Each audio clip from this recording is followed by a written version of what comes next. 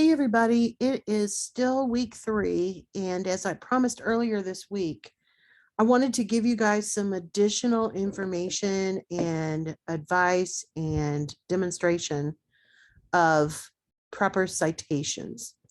Um, One of the challenges of ENG 110 is learning how to properly cite sources by using two pieces of information.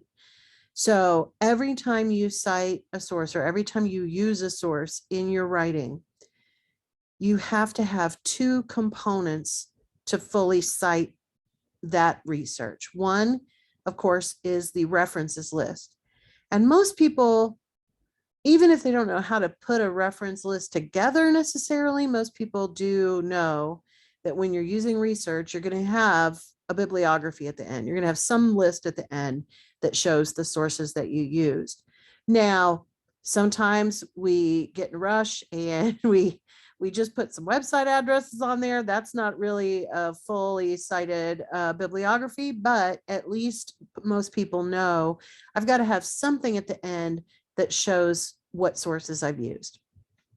So the hardest part, the challenge part, is the internal or in-text citation.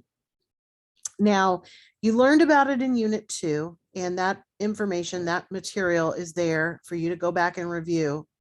If you struggled with it on the Unit 2 paragraph assignment, then I would highly recommend that you do go back and review the Unit 2 materials. You're going to be citing sources for the rest of the course. So the only assignment that we really do, not the discussion boards, but the only official writing assignment we do that doesn't involve direct citing of sources is that very first paragraph, which was about the person in your life.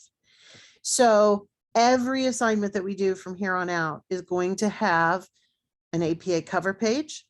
The document itself is going to start on page 2. It's going to be double spaced. The title is going to be at the top of page 2 as well as on the cover page. And then the first blank page is going to be the references list. Now, in week 2, unit 2, you didn't have to go find a source. It was provided for you. But starting next week in unit 4, we're also going to be doing our own research. So I wanted to put this video together for a couple of reasons. One, because a lot of folks were struggling with the documentation stuff in unit 2, but also because I know what's coming next week. So I will definitely also go over the assignment in the weekly walkthrough, but this will give you some real good first visual knowledge of how to find and cite sources. So I'm going to share 2 screens. I've got the template pulled up, and I'm also going to share the post-university library page. So you should be right now with me looking at the library search page. Now, if you are in our Blackboard, I already went into this. So, but up here in the upper kind of right-hand corner is where you will find the library link when you're on the main page for our course. So I'm going to do a tiny bit of research on something that is not related in any way to any of the topics that we're going to be covering starting in unit 4 for the argument essay. But I don't want to do research that's going to basically do something for some people and not for others. So I'm going to use a topic that is usually near and dear to all of our hearts. And I'm going to research stress reduction as just a keyword. And what we're going to find is a lot of information. So there are over 6 million hits in the post-university library. However, I can narrow that search down and get some more realistic things that I am looking for. You'll notice this first one is about nursing, combating occupational nursing stress with mindfulness-based stress reduction, an evidence-based quality improvement project. This was someone's dissertation. So there is nothing wrong with this, but it is not really about normal, just everyday stress reduction. So this is probably going to be a little too academic. The next one is kind of the same thing. It's in an academic journal. It's called the Systematic Review of Mindfulness-Based Cognitive Therapy and Mindfulness-Based Stress Reduction via Group Video Conferencing, Feasibility, Acceptability, Safety, and Efficacy. Now, there's nothing wrong with this, and I actually probably could find a use for it in a paper about stress reduction. But I wanted to show you that, you don't have to be using resources that are written at the, ultimate graduate level. But you also want to make sure that you are able to find the article. So we want to go over here to the limiting section, and we want to limit it to full text. Now, if you were told by your instructor that you had to use peer-reviewed sources or academic sources, you would also want to check this peer-reviewed box. Now, I am not going to check this because I think for most ENG 110 type topics, you're better off to leave it more general. And in fact, a lot of times what we find in regular magazines can be more helpful than in super, super high level academic sources. You also have the ability to limit things by date. Notice that the publication date here goes all the way back to 1585. So if we're dealing with a modern topic, we probably want to use fairly modern sources. So I'm going to move this up to, let's say 2020. I'm still then getting 22 years worth, or 2000. That's what I meant, or 2001. We'll just leave it because it was harder to slide. So if I limit it now to just the last 22 years, I have narrowed it down to 4 million. I also have said I only want things that I have the full text for. And then I can even go through here and talk about the different types. I, again, think sometimes academic journals are great, but they are also way above most of what we are working on. So I'm going to click this magazines button because I find that a lot of times the type of articles that people write for regular magazines are on the right level for what we want to do. So I'm just going to take this one, top tips for stress reduction. That sounds like exactly the kind of thing that I'm looking for. It's got an author. It's from a magazine called Women's Health Advisor. It was published in February of 2020, so it's pretty up to date. This looks like a good source for me to use. So I'm going to click on the title, and it's going to open what's called the record. And one of the first things that I'm going to do is come over here to this button that says Cite on the right-hand side. I'm going to scroll, and I am going to copy the citation for the APA 7th edition references. So I just highlight this, Control C to copy, and now I'm going to put it on my references page over in my pre-set up document. Now, one quick trick when you are pasting something in, you want to use match formatting so that you keep all the italics, but you also get help with the font and size and all that stuff. The other thing we need to do, because this is on a references page, is turn this into a hanging indent instead of just a regular indent. Now, I've got a couple of other sources on here. These eventually, if I was really using all three of these, the one that I just added would move up one, so they're in alphabetical order. The other thing that we should keep in mind when we're dealing with APA is that technically APA does not use what's called traditional title capitalization. So I'm going to actually uncapitalize the title, which as an English teacher makes me very nervous, but it is the right thing to do. And even in this one above, we're not going to actually look at this source, but look, if you look up here at the National Service and Volunteerism, The first letter of the main title is capitalized, and so is the first letter of the subtitle, but the rest of them are not. If it had been somebody's name, that would be capitalized, et cetera, et cetera. That's one reason why we leave things like Women's Health Advisor, Salem Press Encyclopedia. We leave those in Lexington Books. We leave those capitalized because they are proper nouns. So while we're on this references page, I want you to notice that you have everything you need to create an in-text citation for this source now. What goes inside the parenthetical citations will match what comes first on the references page plus the year. If there wasn't a year, then we would have an N period, D period. In fact, I'm just going to make up a source. Let's put Zippy car wash about us page, something like that. And then the website title would be Zippy. Okay, and then I would have the rest of the citation there. But I want to show you what happens when you don't have any year to include. So this would have an N period, D period in it if it was not dated. And so when I go to put the in-text citations with anything that I have quoted or paraphrased, I'm going to use what comes first in the works cited or in the references. So Zippy and N period, D period. So that one is going to look like this. And I don't want to put them on the same line because these would only go in the paper itself next to the quote or paraphrased information. So that's what it would look like.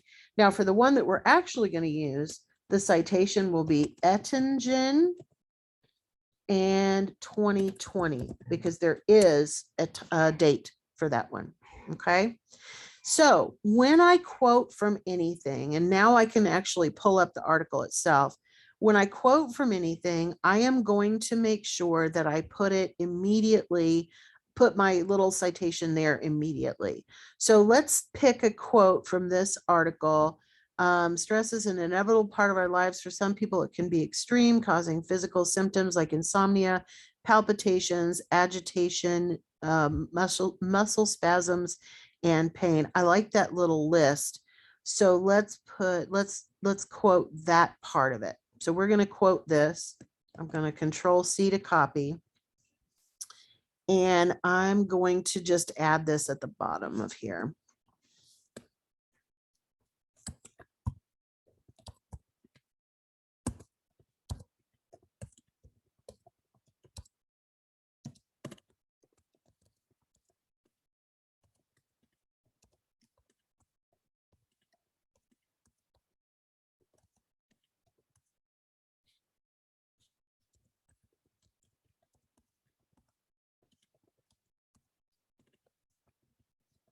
Okay, so I'm going to use the author's name here, Ettingen.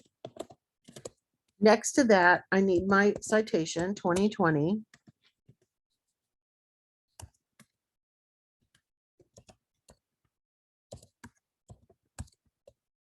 And I'm going to then use my direct quote here, match formatting. Actually, let me undo that and do keep text only. Nope, I don't want to do that either. Sometimes you have to play around with it. The formatting doesn't hold the way that you want it to. This changed my one part to double or to single spacing. I don't know why, but we can undo that. And I would not need the word causing, so I can get rid of that. And then a period and a quotation mark. Now, when you are including a quotation, it is always a good idea to have some kind of a introductory phrase or sentence. I did not have to use Ettingen's name. What was the name of the magazine? Women's Health Advisor. Okay, so let's say I decided instead or no, let me just add something. So I'm going to call this, instead of using Ettingen's name this time, I'm going to put Women's Health Advisor. And it's in italics because it's the name of the magazine. And then let's see, let's get something else here. Eliminating caffeine and alcohol. Okay. Women's Health Advisor, and I would still need a citation here because I'm using paraphrased information now. Ettingen 2020, and I would put Ettingen's name now inside the parentheses because I have not used her name in the sentence. So Women's Health Advisor discusses how even the drinks we choose can adversely affect our stress response. Something as simple as eliminating coffee and other caffeinated beverages and avoiding alcohol can greatly improve one's stress reactions. Okay, so what you see here is two things. One is that we have used a direct quotation from a source, which is what we were asked to do in Unit 2.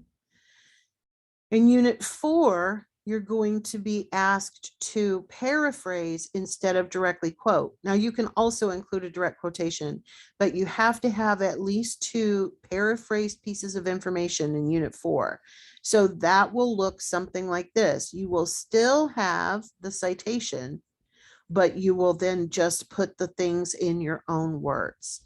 Now, you always would want to come behind the cited information and give your own interpretation, your own thoughts, et cetera, but that is what a cited source looks like.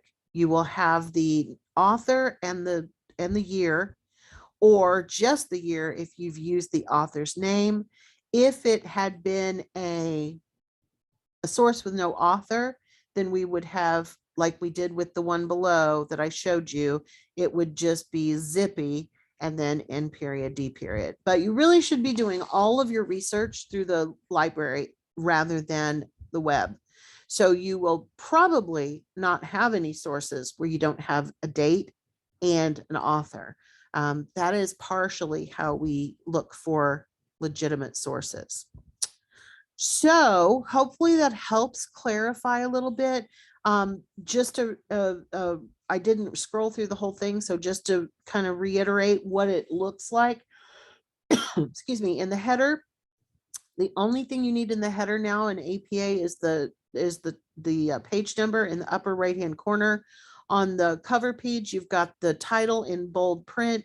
You've got your full name, student's name. You've got the department and the school, English, post-university. It is English 110, college writing. You have your instructor's name, which is me, and you have the date that you are turning it in. On the second page, you will have the title again, and it is still in bold print. And then you will have your actual paragraphs. In Unit 2, you only had to have 1 paragraph. In Unit 4, you're going to have 2 paragraphs. And then we're eventually in Unit 7 going to turn in the full argument essay, which will be a much longer product. Sorry. So hopefully that helps a little bit. If you have other questions, please feel free to reach out. I'm going to save this document and post it with this video so that you have access to it. And that way you can see it. You can even technically use it as kind of a template. So I hope everyone's having a great week 3, and I will see you on Monday for our next weekly walkthrough.